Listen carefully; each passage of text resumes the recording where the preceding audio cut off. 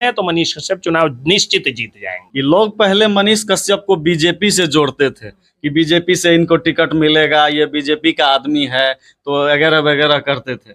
लेकिन अभी बीजेपी ने भी इनको झटका दे दिया है। भाजपा की ही सरकार में उन पर एक केस हुआ है और जहां केस हुआ है जिस लोकसभा क्षेत्र में, वहां के सांसद भी भाजपा के निवर्तमान सांसद है और अपने बेटा को चुनाव जिताएगी। तो एक तो ये मैं कहना चाहूंगा कि किसी अफवाह में आप लोग मत पड़िएगा और पार्टियों के नाम पर कुतुओं के वोट देम, जतियों के नाम पर कुतुओं के वोट देम, शराब मुर्गा मुसल्लम पैसा के नाम पर देम, इससे बाहर निकल जाना है। कि भाजपा वाले कहेंगे कि कांग्रेस का एजेंट है, कांग्रेस वाले कहेंगे भाजपा का एजेंट है, दोनों। नमस्कार, प्रणाम मित्रों, मेरा नाम है मनीष तिवारी और आप देख रहे हैं संस्कृति बिहार। अभी मेरी मौजूदगी है मोतिहारी जिला में और हमारे सामने बैठे हैं मोतिहारी व्यवहार न्यायालय के प्रसिद्ध वकील एसके पंकज सर। चलिए आज मनीष कश्यप से रिलेटेड इनसे कुछ बात करेंगे। सबसे पहले तो सर आपका बहुत बहुत स्वागत है। बहुत बहुत धन्यवाद और स्वागत आपका कि आप इतने दूर से, लगभग साउथ बिहार से आप आए हुए हैं और अब तो आप चंपारणी ही हो गए हैं। सवाल सर सबसे ज्यादा घिरा हुआ यह है कि लोग पहले मनीष कश्यप को बीजेपी से जोड़ते थे कि बीजेपी से इनको टिकट मिलेगा, ये बीजेपी का आदमी है, तो वगैरह वगैरह करते थे।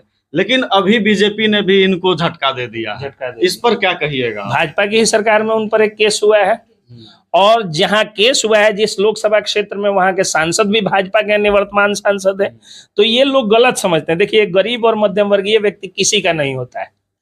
सब अमीर लोगों के साथ सभी पार्टियां रहती हैं।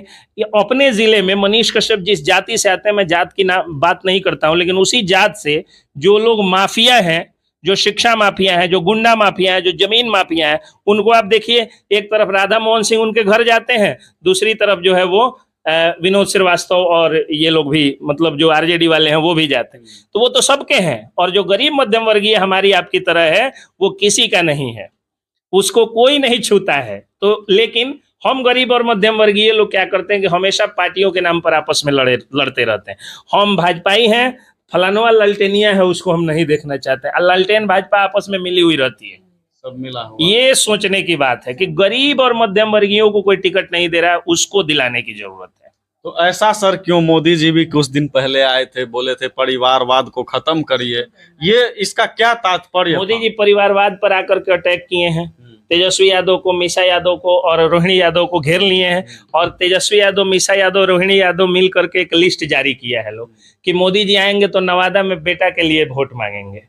आपको वो चिराग पासवान के दामाद जहाँ से, बहनोई जहाँ से, जीजा जहाँ से लड़ रहे हैं, वहां जाके दामाद और जीजा के लिए वोट मांगेंगे। फिर चिराग पासवान यानी बेटा के लिए वोट मांगेंगे। कहीं जाएंगे और ये अगर एनडीए का प्रचार करने चलेंगे तो नेताजी की पत्नी लवली आनंद के लिए वोट मांगेंगे। तो मोदी जी तो खुद ही आकंठ में डूबी हुई है भारतीय जनता पार्टी परिवारवाद के। तो अच्छी बात है, परिवारवाद पे कम से कम वो बात करते हैं, लेकिन करने से ज्यादा अच्छा है कि करके दिखाते ना। कथनी और करनी में इतना अंतर क्यों? चरित्र में इतना दोहरापन क्यों? ये समझने की बात है। अच्छा, अगर हम पर्सनली मामला पर थोड़ा सा बात करें तो मनीष कश्यप से आपकी काफी मुलाकात हुई है, उनका विचारधारा कैसा है आपके मुताबिक? देखिए, सबसे बड़ी बात है कि जिस व्यक्ति से आप सवाल पूछ रहे हैं वो मनीष कश्यप का वकील है जी। और वकील ही एक ऐसा शख्स होता है जिसके सामने आदमी आके सारी बात खोल देता है। एक अगर मर्डरर भी आएगा तो आगे कहता है कि हमने मर्डर किया, हमको बचा लीजिए। वो ये नहीं कहता है कि हमको झूठा फंसा दिया गया, झूठा फंसाया गया वो भी कहता है और गलत किया है तो वो भी कहता है। और मैं सरस्वती की साधना किया हूँ, हनुमान जी का भक्त हूँ, हनुमान जी और सरस्वती माता को मुझसे झूठ न बुलवाएं। सच्चाई बात यही है कि मनीष कश्यप कोई साधारण इंसान है ही नहीं, वो एक संत व्यक्ति है। अगर इस्लाम मानने वाले हैं लोग तो मान लीजिए कि वो फकीर है, अगर आप सनातन मानने वाले हैं मान लीजिए देवदूत है, और अगर क्रिश्चियनिटी मानने वाले हैं तो मान लीजिए कि वो व्यक्ति एक एंजल है। उस व्यक्ति की जो विचारधारा है, वो उसके जो मन में है वही उसकी जुबान पर है, वही उसकी कंठ पे है। वो बिहार का एक ऐसा बेटा है जो देख लीजिएगा, चाहे जितना दबाने की लोग कोशिश करें, एक न एक दिन बिहार को वो आदमी बदल देगा। अभी भी बदल रहे हैं। अभी संजय कुमार रमन जी, एसके पंकज, उधर रंजीत गिरी हैं, इधर अनिकेत रंजन है, इधर आर.के. दुबे सर हैं, सब लोग मिल करके हम लोग एक जो है वो बात उठा दिए कि आप लोग जो है वो जो इस बार जो री एडमिशन के नाम पे और डेवलपमेंट चार्ज के नाम पे और महंगी महंगी किताबों के नाम पे और मेरे यहाँ से टाई, मेरे यहाँ से जूता, मेरे यहाँ से बैग, ये सब के नाम पे जो पैसा लग रहा है, वो नहीं लगना चाहिए। इन शिक्षा माफियाओं के विरुद्ध हमने एक अभियान छोड़ा और मनीष कश्यप काम शुरू कर दिए। चुनाव प्रचार छोड़ के चले गए आरा में, एक ऐसे स्कूल का उद्घाटन किए जिसमें शर्त था कि री एडमिशन नहीं लेंगे, बैग बाहर से बिचवाएंगे, जूता मोजा बाहर से बिचवाएंगे, टाई और किताब बाहर से बिचवाएंगे। तो हम लोग जो सोचते हैं वो आदमी कर देता है। और घोषणा की है कि मैं सांसद बनूंगा तो री एडमिशन बंद करा दूंगा, किताब कॉपी और ये टाई बेल्ट सीट ये जो भी होता है स्कूल का उपकरण वो सब बाहर से खरीदने का नियम बनवा दूंगा, वो भी बिना कमीशन वाले पर। और एनसीईआरटी की किताबों को हर जगह लगाने पर हम जो है वो मुहिम पर काम करेंगे, जोरदार काम करेंगे। हेल्थ के बारे में उन्होंने कहा है कि अगर हम बन गए तो 150 रुपये ज्यादा किसी डॉक्टर का फीस नहीं होने देंगे। उन्होंने कहा है कि 1 लाख लोगों को रोजगार देंगे, वो दिलवा भी सकते हैं। देखिए जब सड़क नहीं बनी थी पाक में लौटा जाते थे, सांसद बनेंगे जाके बाबा रामदेव के सामने लौटा जाएंगे। रोजगार का बात रामदेव को कोई यूनिट लगाना पड़ेगा तो रोजगार भी मिलेगा। सर रोजगार की बात हो रही है, आप एक वकील भी हैं, तो क्या ये संभव है कि जो मनीष कश्यप बोलते हैं कि हम स्टाम्प पेपर पर लिख करके दे देंगे कि हम ये काम करेंगे, नहीं, क्या ये संभव है? अगर वो नहीं करेंगे तो मैं केस करूंगा, आप रिकॉर्ड कर लीजिए, क्लिप काट के रख लीजिएगा। अगर वो बन गए और बनने के बाद अगर वो नहीं करें तो हम केस करेंगे, उनका जो है वो पावर लौटाएंगे, यानी उनके हम वकील नहीं रहेंगे, उनके विरुद्ध वकील रहे। जितना वादा पूरा कर रहे हैं उनको जो है वो करना होगा।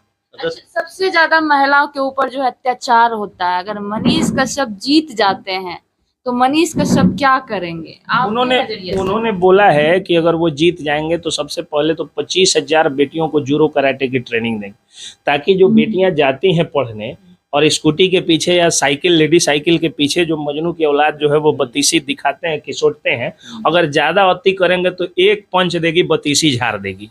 ठीक है, वो ये बात बोल रहे हैं, ये उनके डायलॉग है। दूसरी चीज क्या है कि वो बोल रहे हैं कि महिलाओं को नौकरी देंगे, जितना जैसे 1 लाख में तो 50,000 लड़कियों को ही देंगे नौकरी। तीसरी बात कर रहे हैं कि स्विमिंग पूल और इंडोर गेम्स इतना बढ़ाएंगे कि लड़कियां जो है वो चारों तरफ खेल के क्षेत्र में या इन सब क्षेत्र में। चौथी बात वो कर रहे हैं कि 25 या 50,000, मैं एग्जैक्टली रिकॉल नहीं कर पा रहा हूँ, कि 25 या 50,000 लड़कियों को 6 क्लास से लेकर के और पीजी तक का फ्री एजुकेशन दिलवाएंगे वो। तो इस तरह से देखा जाए तो महिलाओं और बेटियों के लिए वो बहुत कुछ कर रहे हैं, और मैं उनका एडवोकेट हूं। हमको खुद 2 बेटी है, तो हम तो चाहेंगे कि बेटियों के लिए ही सब कुछ हो। तो अच्छा, ये सर आखिरी सवाल है, काफी लंबा टाइम आपका ले रहे हैं। बेटी पीस रही है। हाँ, दहेज और दहेज का मूल कारण जो होता है, दहेज का मूल कारण होता है खर्चीली शादी। तो खर्चीली शादी के विरुद्ध मैं शुरू से अभियान चलाता हूँ। जहाँ ज्यादा खर्चीली शादी होती है मैं नहीं जाता हूँ। और खुद के यहाँ मेरी खुद की शादी हुई थी तो कोई खर्चीली शादी नहीं, एकदम सादा शादी विवाह। और आप हमारी मैडम से मिल के आएंगे, पता कर लीजिए। तो हमारे कुल खानदान में हम उस बाप के बेटा है ना कि जिस समय हमारे पापा साइकिल से चलते थे, उस समय बोलेरो गाड़ी जब नई नई आई थी या कमांडर आई थी, तो कमांडर और बोलेरो का दाम मंदिर में लगाते थे और खुद साइकिल से चलते थे। अभी जिनका हम नाम लिए, संजय कुमार रमन जी, वो खुद जो है वैगनर गाड़ी से चलते हैं और फॉर्च्यूनर का दाम मंदिर में लगा देते हैं। तो कहने का मतलब हम जिनके इर्द गिर्द रहने वाले लोग हैं, जिनको हम सुनते हैं, खुद हमारे पिताजी, तो हम लोग बड़े त्यागी लोग हैं, तो उसमें दहेज का तो प्रश्न ही नहीं उठता है।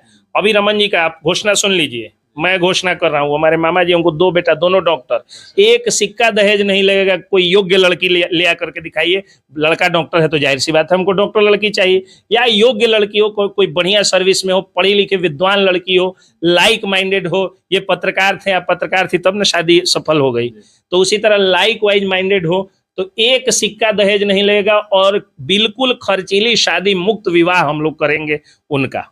हमारे यहाँ दहेज वेज का कोई उस टाइप का कंसेप्ट। तो आखिरी सवाल मनीष कश्यप से रिलेटेड सर आपसे है। मैं ये कह रहा था कि अगर हम ये कर सकते हैं तो हम एक वकील है, अगर मनीष कश्यप को कहेंगे तो जाहिर सी बात है कि वो कुछ सुनेंगे और मानेंगे। तो दहेज मुक्त विवाह को और खर्चीली शादी मुक्त विवाह को प्रमोशन मिलेगा उनके। आपका पर्सनल अटैचमेंट होने के साथ साथ वकील आप हैं, उस हिसाब से मनीष कश्यप के लिए आप जनता को क्या कहना चाहेंगे? चंपारण वासी, मैं वही बोल दिया हूँ कि देखिए मनीष कश्यप के बारे में एक अफवाह निकाला जाएगा। मैं जानता हूँ सब चुनाव में होता है। पहला कि भाजपा वाले कहेंगे कि कांग्रेस का एजेंट है, कांग्रेस वाले कहेंगे भाजपा का एजेंट है, दोनों मिलके कहेंगे वोट काटने के लिए हुआ है। लेकिन जो जमीनी स्तर है वो बिल्कुल इससे, जमीनी हकीकत है वो बिल्कुल इससे इतर है, इससे अलग है। मनीष कश्यप का वोट दोनों आदमी मिलके काट रहे हैं, क्योंकि जो वोटर है उसकी जो पहुंच होती है वो टीवी स्टूडियोज में या अखबारों के पन्नों में नहीं होती है। जो अखबार और पन्ने में और टीवी स्टूडियो में होते हैं वो वोटर्स नहीं होते हैं। तो वोटर्स के बीच में मनीष कश्यप की पकड़ है, तो वो जीत रहे हैं चुनाव। तो एक तो किसी अफवाह में मत फैलिएगा, कोई मोदी लहर बेतिया में पश्चिमी चंपारण में काम नहीं करेगी, कोई लालटेन लहर पश्चिमी चंपारण में काम नहीं करेगी। काम करेगा पश्चिमी चंपारण में तो सिर्फ मनीष कश्यप को न्याय दिलाने की लड़ाई काम करेगी। अब क्यों लहर काम नहीं करेगी? क्योंकि सब लोग जानते हैं कि देश में इतने सीट हैं कि मोदी जी को पूर्ण बहुमत मिलना ही है। तो अगर 4-5 सीट अगर इधर उधर हो भी जाता है, जैसे एक पप्पू यादव जीत जाते हैं, एक मनीष कश्यप जीत जाते हैं, एक कन्हैया कुमार जीत जाते हैं, देखिए सब लोग अलग अलग पार्टी से, किसी पार्टी किसी जाति का मैं नहीं बात कर रहा हूँ, एक आशीष मिश्रा जीत जाते हैं, गुंजन सिंह जीत जाते हैं, एक योगी अखिलेश्वर दास जीत जाते हैं, तो मोदी जी का 5-6 सीट से कुछ बनने बिगड़ने को नहीं है। पूर्ण बहुमत की सरकार बन रही है, बम्पर बहुमत की सरकार बन रही है। तो जो मोदी भक्त हैं या जो भाजपा के कार्यकर्ता हैं वो इंटरनली मनीष कश्यप के साथ जुड़ चुके हैं।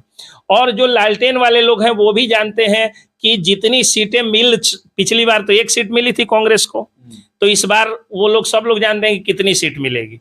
तो जो सीट मिलनी है वो मिल रही है, उससे कुछ बेतिया से नहीं बनने बिगड़ने वाला है, ना मोदी जी का, ना ही लालू यादव का, ना राहुल गांधी का। बनने बिगड़ने का किसको है? बेतिया की जनता का, लोकसभा क्षेत्र जो है पश्चिमी चंपारण की जनता का। तो वो अपनी भलाई सोचेगी, इस बार अपने बेटा को चुनाव जिताएगी। तो एक तो ये मैं कहना चाहूंगा कि किसी अफवाह में आप लोग मत पड़िएगा, और पार्टियों के नाम पर कुतुओं के वोट देम, जातियों के नाम पर कुतुओं के वोट देम, आ शराब मुर्गा मसल्लम पैसा के नाम पर देम, इससे बाहर निकल जाना है। अच्छा योग्य कैंडिडेट मनीष कश्यप लगे तो वोट दे दीजिएगा, नहीं लगे मत दीजिएगा। मैं यही कहना चाहता हूँ। तो आप लोगों ने सुना, एसके पंकज सर थे हमारे साथ, जो कि मोतिहारी के प्रसिद्ध वकील हैं।